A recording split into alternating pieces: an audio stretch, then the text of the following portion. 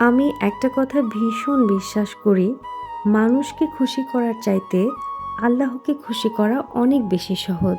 আপনি যত যাই করেন না কেন, আপনি কখনোই কাউকে শতভাগ খুশি করতে পারবেন না।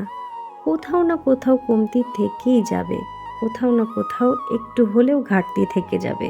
আমাদের অবচেতন মন সব কিছু নিজের মনের মতো করে পেতে চায়, আর যখনই সেটা নিজের মনের মতো করে আমরা পাই না, তখনই আমরা অসন্তোষ প্রকাশ করে ফেলি। মানুষের মন জয় করাটা এক প্রকার অসম্ভব মনে হয় আমার কাছে। অথচ সব চাইতে সহজ যে কাজটা, সেটাই আমরা অধিকাংশ মানুষ কিন্তু অবহেলা করে থাকি। তা হলো আল্লাহকে খুশি করার চেষ্টা।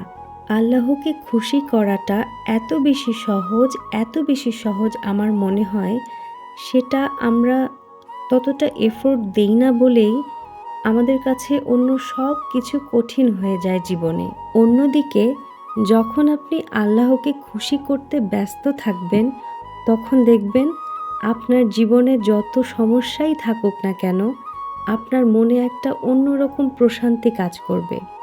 সেটা সবসময় আপনাকে একটা পিসফুল মাইন্ডে থাকতে সাহায্য করবে। আর আল্লাহকে খুশি করারই প্রথম ধাপ হলো নামাজ কায়েম করা।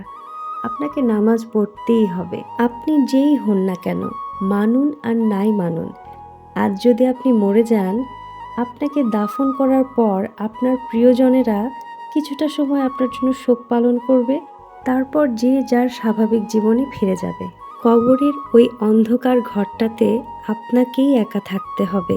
তাই যখন দুনিয়ার কোনো কাজে আপনি নিজেকে ব্যস্ত রেখে নামাজকে আপনি ইগনোর করছেন, তখন আপনার এটাও মনে রাখতে হবে, আপনি কিন্তু আপনার রবের চাইতে অন্য কোনো কিছুকে বেশি প্রাধান্য দিচ্ছেন।